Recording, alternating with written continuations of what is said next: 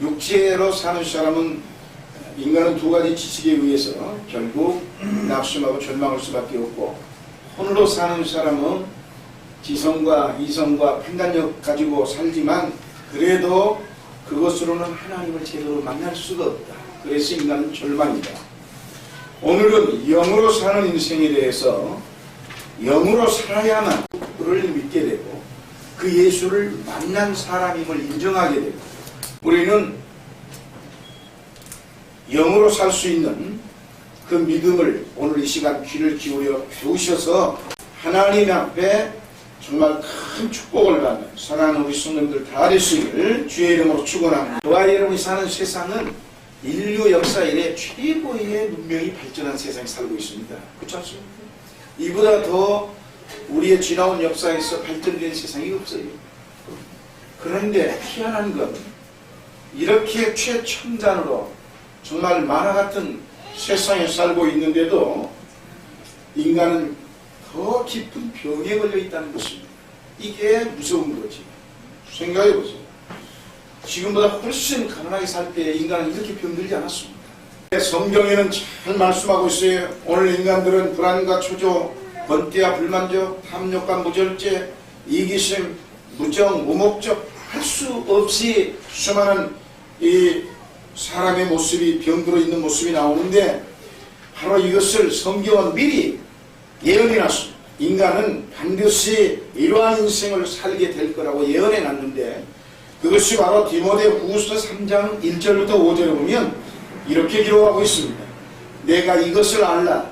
말세에 고통하는 때가 이르니 사람들은 자기를 사랑하며 돈을 사랑하며 자긍하며 교만하며 해방하며 부모를 거역하며 감사치 아니하며 거룩하지 아니하며 무정하며 원통함을 풀지 아니하며 참수하며 절제하지 못하며 사나우며 선한 것을 좋아 아니하며 배반하여 팔며 조급하며 자고하며 쾌락을 사랑하기를 하나님 사랑하는 것보다 더하며 경건의 모양은 있으나 경건의 능력은 부인하는 자니 이 같은 자들에게서 내가 돌아서라.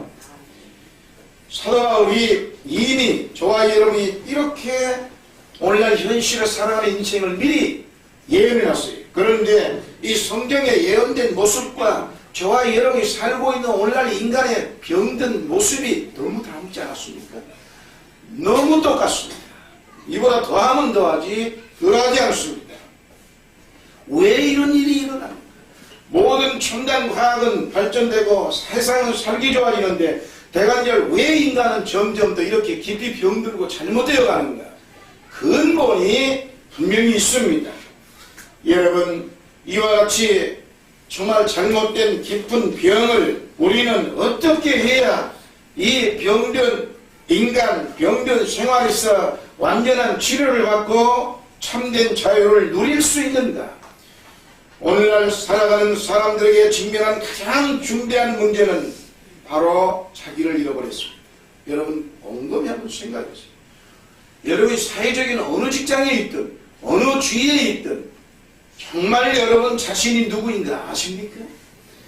한번 깊이 자신을 되돌아봐야 할 필요가 있습니다. 그러므로 자기를 잃어버린 모든 인간들이 오늘날 온갖 수단을 다 동원해서 머리를 짜가지고 만들어내는 것이 대량살상 무기입니다. 그 외에는 만들어낸 게 없어요. 그거 한 방에 지구가 정말 거의 다 폭발할 정도로 만들어지는데 이건 참으로 자신을 잃어버린 사람의 무모한 행동인 것입니다. 오늘 저는 인간이 자기 자신을 발견하고 생활의 여러가지 고통과 질병에서 노연함을 받기 위해서는 영으로 사는 길밖에 없다는 것을 여러분에게 제시해 드리려고 합니다. 여러분 이 말씀을 듣고 정말 분명히 믿어지면 실천하세요. 실천하는 사람에게만 역사가 일어나는 것입니다. 첫째로 나는 누구인가?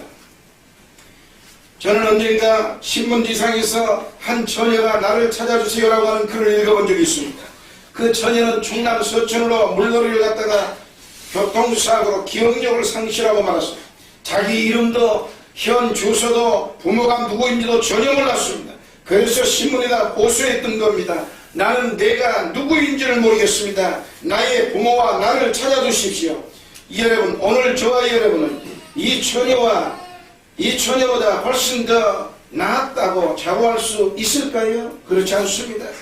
정직하게 말해서 저와 여러분은 어디에서 와서 무엇 때문에 살며 어디로 가는지에 대한 소상히 알고 도대체 나는 누구인가라고 물을 때 이 질문에 여러분이 정말 대답할 수 있겠습니까? 오늘날 과학이 아무리 발달하더라도 내가 누구인가라는 이 질문에 설명하지 못합니다. 철학도 대답하지 못합니다. 그러나 분명한 것은 성경은 여기에 대한 해답을 분명히 제시해 준다는 겁니다. 성경에 보면 태초에 하나님께서 사람을 지으실 때 사람을 흙으로 지었노라.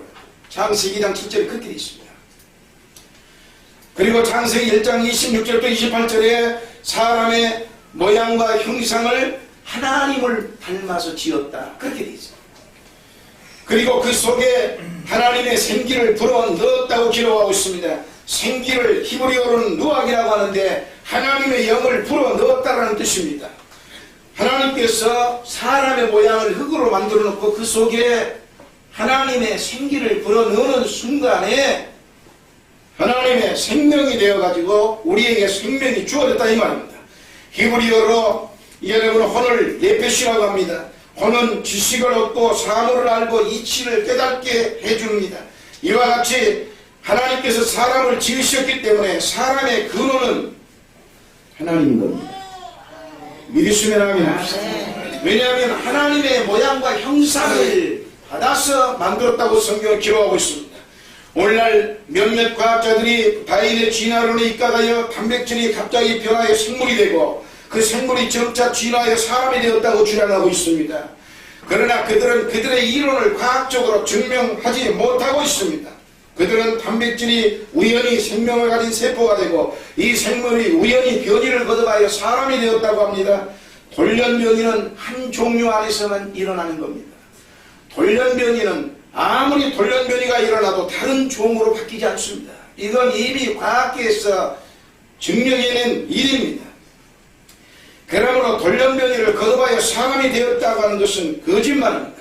진화론의 논리는 과학적으로 증명되지 않습니다. 또한 진화론자들은 유인론을 들어서 원숭이가 사람으로 진화되었다고 하지요. 그런데 지질학자들이 유인론의 뼈가 발견된 지층보다 더 오래된 지층에서 오늘날과 똑같은 사람의 뼈를 발견해냄으로써 진화론자들이 그 세운 논리를 당황하게 만들고 도저히 설명할 수 없게 만들었습니다. 그러므로 과학적으로는 사람의 근원에 대해서 설명할 방법이 없습니다.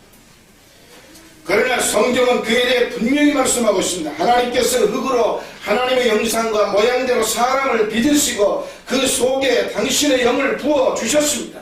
하나님의 영이 인간 속에 들어오면서 혼이 생겨났습니다. 그러므로 우리 인간은 영이 혼, 즉 마음을 가지고 육체 속에 살고 있는 것입니다. 우리는 이 사실을 체험적으로 알 수 있습니다. 우리는 오감을 통하여 물질세계와 접촉을 합니다. 그리하여 이목구비가 뚜렷하게 생겼다는 것, 사지백체를 알고 오장육부를 다 느낍니다. 이것은 오감을 통하여 물질세계를 접촉하고 있기 때문입니다.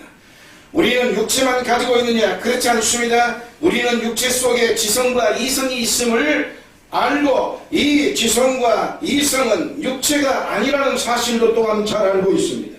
지식을 얻게 하고 사물을 깨닫고 판단하며 이해하는 이성적 마음, 혼입니다. 우리는 육체와 아울러 마음, 즉 혼을 가지고 있는 것입니다. 또 가만히 생각해 보십시오. 인간에게 육체와 혼만 있는 것이 아니에요. 지성과 이성을 초월하는 것이 있음을 발견하고 저와 여러분도 이 사실에 깜짝 놀랄 것입니다. 인간의 상상이나 이성으로서 판단할 수 없는 것이 우리 인간 속에 있다 이 말입니다. 그게 뭐냐고요? 따라합시다. 영이다. 영이다. 아멘. 그러면 에이 목사님 무슨 뚱딴지 같은 얘기를 하십니까? 영이라는 게 어디 있습니까? 증명해 보세요. 증명해 드리겠습니다. 우리는 우리 속에 있는 영의 존재를 알 수 있는 법이 있어요. 어떻게 할까요? 지구상에는 수많은 민족이 살고 있습니다. 그런데 희한하게도 그 모든 민족 중에 종교를 갖지 않는 민족이 단 한 민족도 없습니다. 이건 전 세계가 증명해 놓은 거예요. 이미 모든 방송을 통해서도 그렇고. 이것은 무엇을 의미합니까? 인간에게는 종교적인 그리움이 있다는 것을 탐하고 나면서부터 그 심령이 있다는 것을 의미하는 겁니다. 여러분, 그렇기 때문에 우리나라에서도 보면 신을 믿지 않는 무신론자라고 떠드는 사람들 많습니다. 내가 왜 신을 믿느냐? 내 주먹을 믿지. 야, 이 첨단 과학, 이런 세상에 무슨 하나님이냐? 이런 사람들, 즉 신을, 이 존재 자체를 부정하는 사람들 말입니다. 여러분, 구정 지내셨습니까? 대부분이 무신론자들이 구정날 무엇을 합니까? 제사 지냅니다. 정말 그가 신을 부정하는 무신론자라면 제사를 지내서는 안 됩니다. 왜 제사를 지내지요? 뭔가 조상이 비록 죽었지만 그 혼이 어딘가 살아서 제삿날 되면 돌아오기 때문에 배고플 거다 이 말이에요. 그래서 제사상을 그렇게 거나게 차려놓고 먹으라고 하는 겁니다. 이렇게 우매한 짓을 하는 거예요.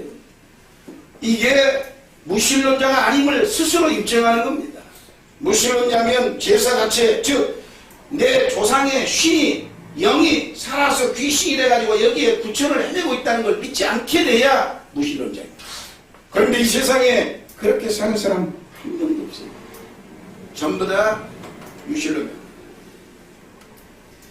그럼에도 불구하고 그들이 제사를 드리는 까닭은 그들의 잠재의식 속에 조상의 형상이 떠돌아다니고 배고파 괴로우니 그에게 먹을 걸 드려야 한다고. 유교 보세요. 유교 의식을 행하는 거 보니까 대단하더라고요.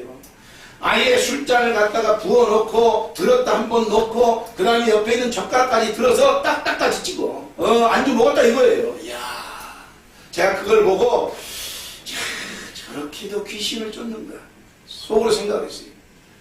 여러분 한번 보세요. 이게 웃지 못할 이 세상의 최대 지성인들하고 자부하는 혼적으로 잘 발달된 사람일수록 더합니다. 희한한 일 아닙니까? 이게 바로 얼마나 무진가를 우리는 깨달아야 됩니다. 여러분, 그러므로 하나님을 그리워하고 하나님과 교제하는 종교심은 인간 이성으로는 상상할 수 없는 요소이므로 우리는 인간 속에 영이 있음을 알 수 있습니다. 또 우리는 마음속에 갑자기 떠오르는 직감으로 말미암아 영이 있음을 알 수 있습니다. 우리는 양심으로 말미암아 인간 속에 영이 있음을 느낍니다. 양심은 우리의 이성으로 설명되어질 수 없어요. 인간의 생각과 이성으로 양심의 소리를 죽여 없애려고 해도 계속 양심의 소리가 들려오는 겁니다. 이것은 육체에서 나오는 소리가 아니며 마음, 즉 혼과 지성에서 나오는 소리가 아닙니다. 마음보다 더 깊은 곳에서 울려나는 소리입니다. 만일 양심의 소리가 마음에서 나오는 것이라면 마음이 양심의 소리를 죽여버릴 수 있지만 그러하지를 못합니다. 양심의 소리는 따라합시다. 영의 소리다.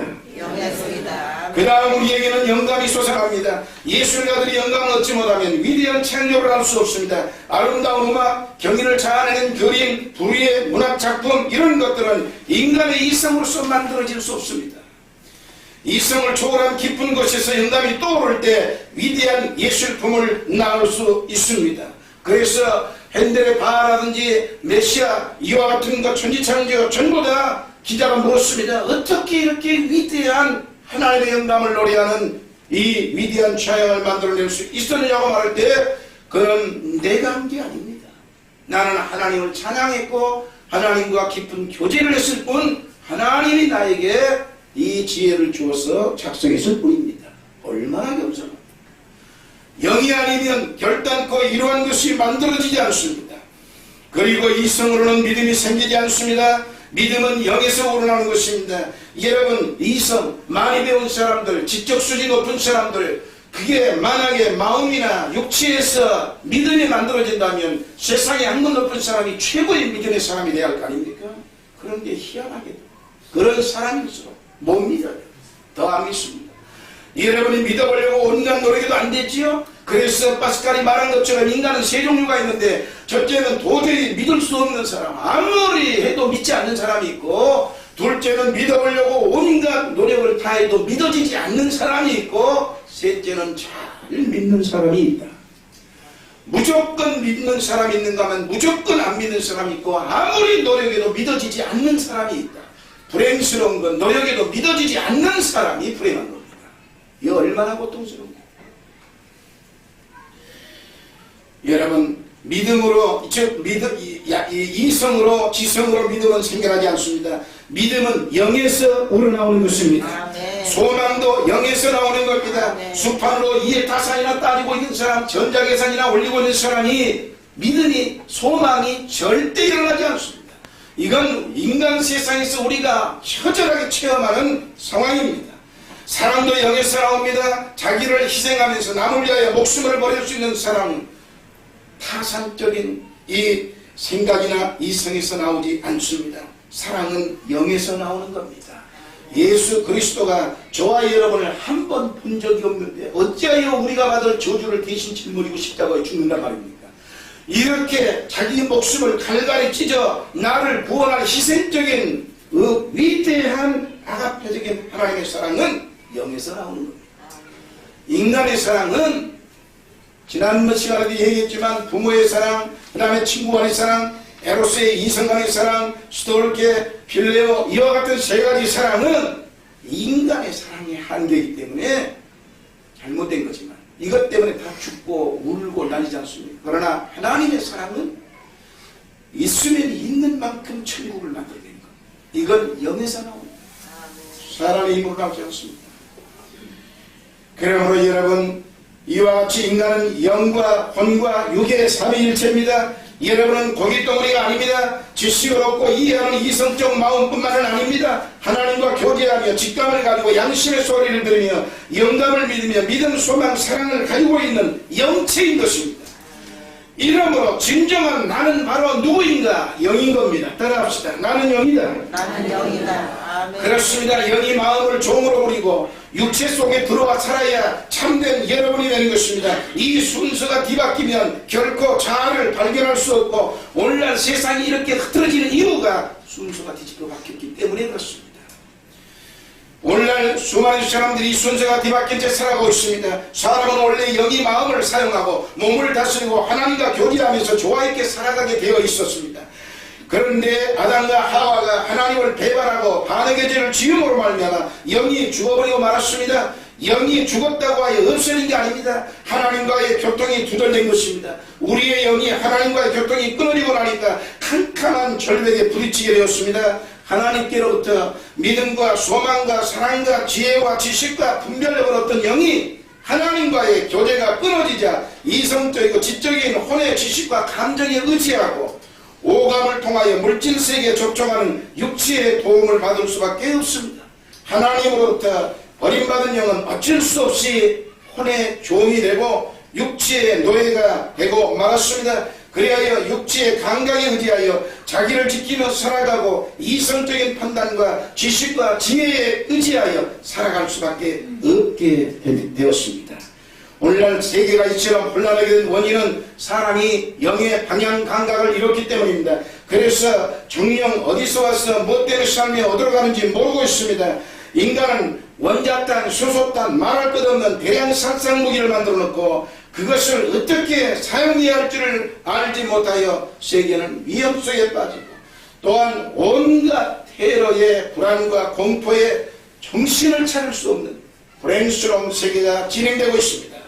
여러분, 과학자들에 의하면 정말 핵무기는 이 전 강대국이 보유하고 있는 핵무기가 지구를 20번 이상을 파괴시켜버릴 수 있는 핵무기를 만들어 놓고 있다는 겁니다.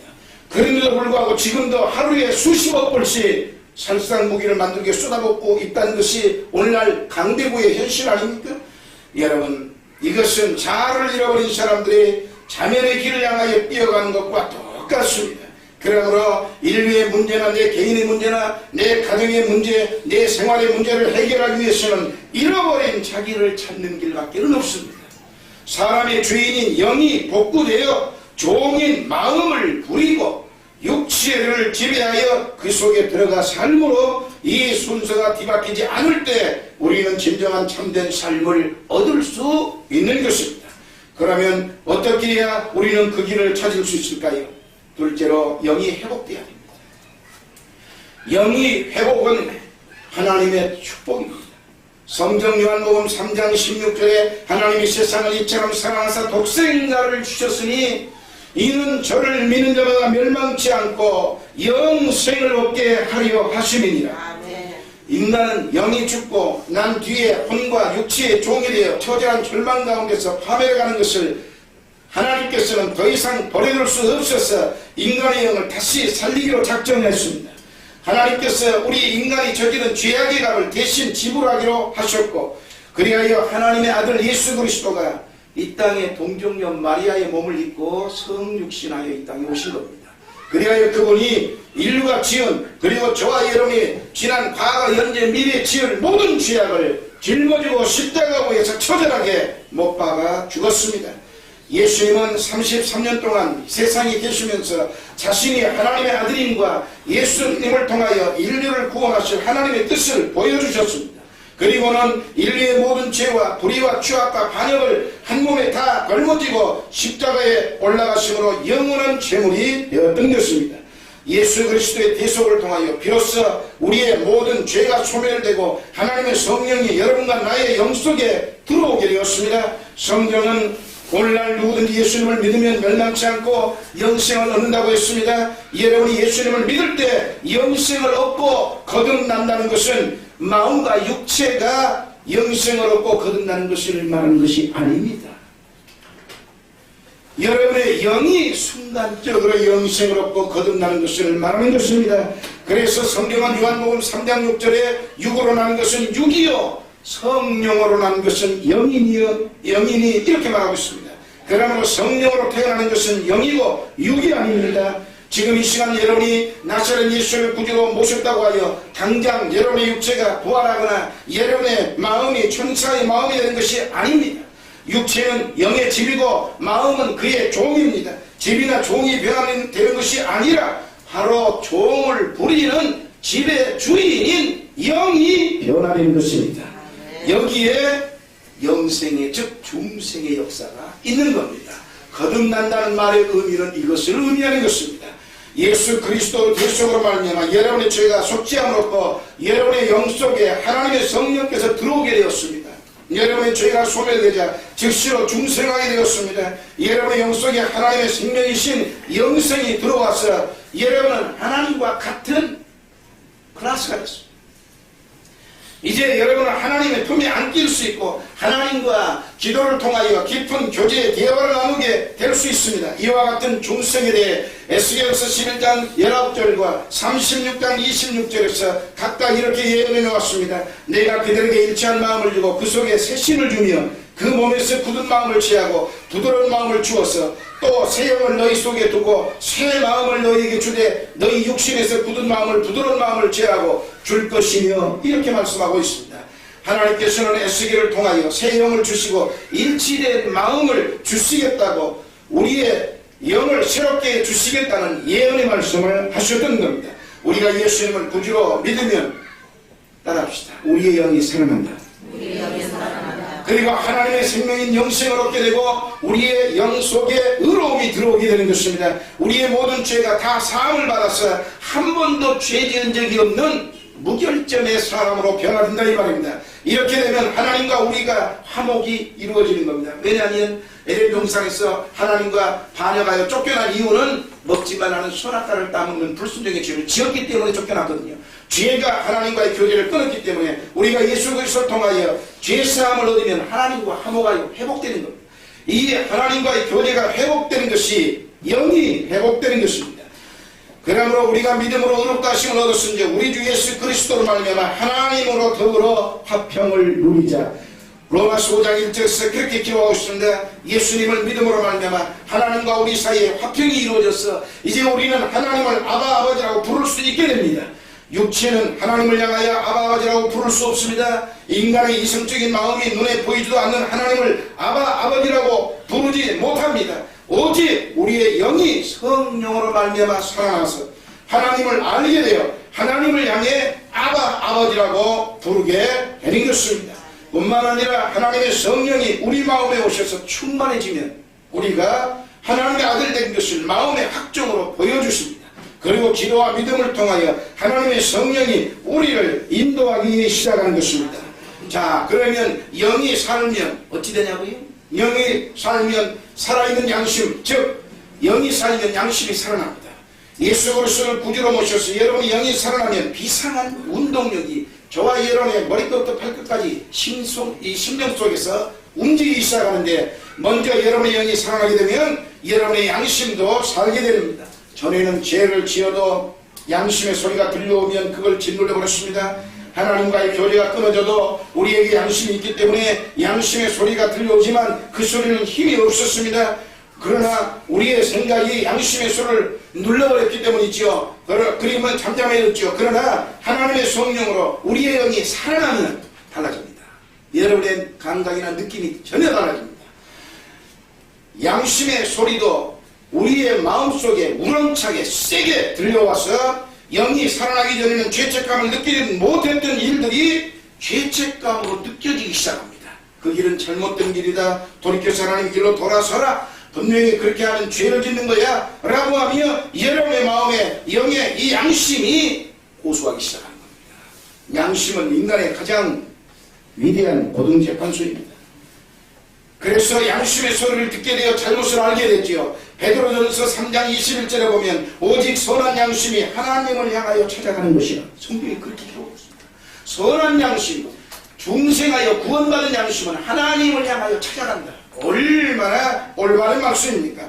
옛날에는 우리 양심이 하나님을 찾아가지 않더니 이제 우리의 영이 살아나자마자 우리의 양심이 사사건건 하나님 앞에서 우리를 심판하고 하나님을 향하여 찾아가도록 이끌어주는 역사가 바로 영이 살아나는 사람의 양심이다 이 말입니다. 뿐만이 아니라 영이 살아나면 그때로부터 영의 양식을 요구합니다. 사람은 살면 뭔가 먹어야 됩니다. 그렇지 않고는 힘을 얻을 수 없지요. 마찬가지로 영이 죽어있을 때는 영의 양식을 요구하지 않았습니다. 육체의 배고픔을 해결하고자 문학과 음악과 미술 같은 한마디로 마음의 양식을 주면 그걸 온전히 들으면서 그는 만족감을 느끼고 자신이 대단한 하이클래스의 지성적인 사람인 걸로 충만했습니다. 그러나 그건 공적인 인생이지 영적인 사람은 아닙니다. 영적인 사람이 되면 그런 것이 문학이나 음악이나 미술이 내 영의 허전함을 채울 길이 없습니다. 이건 채워지지 않습니다. 그러나 영이 살아나서 활동하기 시작하면 배가 고파서 양식을 먹어야 되는데 그 허전한 배를 채워주는 영의 양식이 따라합시다. 하나님의 말씀입니다. 하나님 말씀입니다. 그렇습니다. 육에 속한 사람은 하나님의 성령의 일을 받지 아니하나니 저에게는 미련하게 보이며 또 깨닫지도 못하나니 이런 일은 영적으로나야 분별함이니라. 고린도전서 2장 14절에서 분명히 그렇게 말씀했습니다. 영이 죽어있는 사람은 성경을 마음으로 읽습니다. 마음으로 성경을 읽으면 성경에 있는 모든 말씀이 다 어리석어 보입니다. 이렇게 뭐라고 사람들이 믿는단 말이냐. 믿어지도 않아요. 마음으로 읽기 때문입니다. 지성으로 읽고 혼으로 읽고 이성으로 읽기 때문에 이 말씀이 다 인간의 이성의 한계를 못해서 미련하게 보이고 어리석게 보입니다. 마음은 이성이므로 하나님의 일을 절대로 이해할 수 없기 때문입니다. 그러나 영이 살아나자마자 성경 말씀이 믿어지고 꿀같이 달고 즐거워집니다. 그래서 영이 살아난 사람은 말씀 듣기를 사모하고 말씀 읽기를 즐거워하며 말씀을 찾기 시작하는 것입니다. 또한 영이 살아난 사람은 내세의 소망이 마음에 충만해집니다. 여러분, 영이 죽어있는 사람은 육신의 정욕과 안목의 정욕과 이 세상의 자랑을 쫓아 살다가 죽으면 그것으로 마지막입니다. 그러나 영이 살아난 사람은 성령으로 말미암아 내세의 소망이 일어나서 육신의 장막집이 무너져도 손으로 짓지 아니한 영원한 집이 있음을 확신하게 된다고 고린도후서 5장 1절에서 그렇게 말씀하고 있습니다. 영이 살아난 사람은 기도에 교통이 있게 되는 것입니다. 전에는 그렇지 않았는데 영이 살아나게 되면 아침에 눈을 뜨자마자 하나님께 기도합니다. 하나님 감사합니다. 지난밤 무사히 자기 예수님 고맙습니다. 저녁에 하루 종일 움직이면서 기도합니다. 그리고 저녁에 들어가서 하루를 생각하며 하나님 오늘 하루를 잘 보내는 것 감사합니다. 저녁에 잠자리에 들어가도 기도하게 되고 하나님께 기도하고 좋은 일이 생겨도 기도하고 좋지 않은 일이 생겨도 기도하는 겁니다. 영이 살아나면 사랑이 마음속에 넘쳐나기 시작합니다. 그러므로 하나님의 성령으로 말미암아 영이 살아나게 되면 우리 생활 전체가 사랑스러워지고 모든 사람을 불쌍히 여기고 긍휼히 여겨지며 내가 희생할 줄 아는 헌신과 구제가 일어나는 겁니다. 그래서 옛날 대한민국의 5천년 역사에 유교 불교 속에 자랐던 이 대한민국이 정말 병원이나 학교나 고아원이나 이런 걸 세워서 사랑을 베푼 적이 없지 않습니까? 그러나 기독교가 여기 들어와가지고 세브란스 병원이나 모든 다 대학이나 이들이 다 기독교의 헌신적 영에 살아난 그리스도인의 희생의 이 물질에 의해서 세워진 겁니다. 오늘날도 마찬가지지요.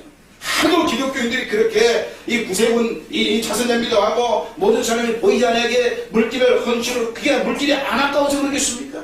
자기는 안 먹고 그렇게 드는 거예요. 안 먹고 안 쓰고 내가 100만원짜리 쓸 걸 10만원짜리 쓰고 90만원 갖다 헌신한다 이 말입니다. 이 일에 사랑이 솟아나기 때문에 영이 살면 하나님 앞에 헌신하고 희생하며 이웃의 불쌍한 사람을 도우려고 하고 구제하기 시작한 겁니다. 뿐만이 아닙니다. 여러분, 하나님께 영이 살아난 사람은 하나님께 감사와 찬양의 예배를 드리게 됩니다. 여러분들이 교회 가서 예배를 드리는 것도 오늘 이와 같이 예배를 열심히 드리는 것도 영이 살아나기 때문인 것입니다. 영이 살아난 사람은 하나님의 임재하심을 느끼게 된 겁니다. 모든 것에 움직이며 생활할 때마다 하나님이 나와 함께하고 하나님이 살아계시구나 이렇게 느껴지는 것입니다. 아침부터 저녁까지 뿐만 아니라 잠을 자면서도 하나님이 나와 함께하는 것을 마음속에 느끼게 되는 것입니다. 영이 살아나면 여러분의 삶의 방향과 가치가 달라집니다. 예수님을 믿기 전에는 이 세상의 부귀 영화가 최고로 생각되어 그것을 얻기 위해서는 수단과 방법을 가리지 않아도 된다는 생각을 했습니다. 그렇지만 영이 살아나자마자 어디에서 와서 무엇 때문에 삶이 어디로 가는지를 알게 되고 삶의 진실한 가치는 하나님께 영광 돌리는 데 있음을 알게 됩니다. 그래서 세상의 부귀 영화는 눈에 돌리지 않습니다. 그러므로 영이 살아나면 삶의 방향과 가치관이 확실하게 달라지는 것입니다. 뿐만이 아니라 영이 살아나게 되면 모든 일을 하나님께 기도하게 됩니다. 돈이 없어도 하나님 물질을 주시옵소서 기도하고 사업이 안 되면 하나님 사업을 잘 되게 해 주시옵소서 잘 될 수 있는 사람을 만나게 해달라 아니면 물질이 융통하게 해달라 다 기도하게 합니다. 병이 들었을 때도 마찬가지고 슬픔을 당했을 때도 마찬가지고 여러분의 생에 반란과 시련과 어려움을 당할 때 하나님을 의지하고 기도함으로 하나님을 시편 23편 1절 다윗처럼 여호와는 나의 목자시니 내게 부족함이 없으리라고 하는 삶의 차원으로 삼기 시작하는 겁니다. 뿐만이 아니라 영이 살아나는 사람에게는 창조적인 삶과 기적이 생활 속에서 일어나게 되는 것입니다. 여러분의 영이 살아나면 하나님과 같은 클래스이기 때문에 부정적으로 될 수 없습니다. 여러분이 지금까지 오랜 세월 예수 믿었는데 계속 부정적입니까? 생각이 아무리 해도 자꾸 먼저 나쁜 일부터 먼저 듭니까? 이건 아직 중생이 아닌 증거예요. 하나님의 클래스에 올라오지 못한 하나님의 믿음을 갖지 못한 증거입니다. 하나님은 이러한 사람에게 축복하지 않습니다. 왜냐? 생각 자체가 부정으로 되어 있는데 하나님은 할 수 있다 해서 하나님인데 인간 자체가 못한다고 생각하고 있으니 하나님이 무엇인가를 주려고 해도 일어날 방법이 없어요. 하나님은 분명히 너희가 땅에서 매이면 하늘에 매일 거고 너희가 땅에 풀면 하늘에 풀린다고 했는데 너희의 생각을 쫓아서 역사하는데 우리의 생각이 부정적이 돼가지고 하는 것마다 못해요 안돼요 할 수 없어요. 허구한 날 입만 열면 원망 불평이며 불만 불평이며 정말 입술이 나팔처럼 나오기 시작하면 하나님이 어찌할 방법이 없는 거예요. 그러므로 여러분 영이 살아나야 돼요. 영이 살면 창조적인 사람이 되고 기적의 생활이 여러분의 생에 역사적으로 일어나는 겁니다. 그래서 목사님들이나 저 능력 있는 전사님이나 목사님들이 여러분을 향하여 기도하기 시작하면 여러분의 힘으로 되지 않던 일들이 이루어지고 기적이 일어나는 이유가 영이 충만하게 살아있기 때문인 것입니다.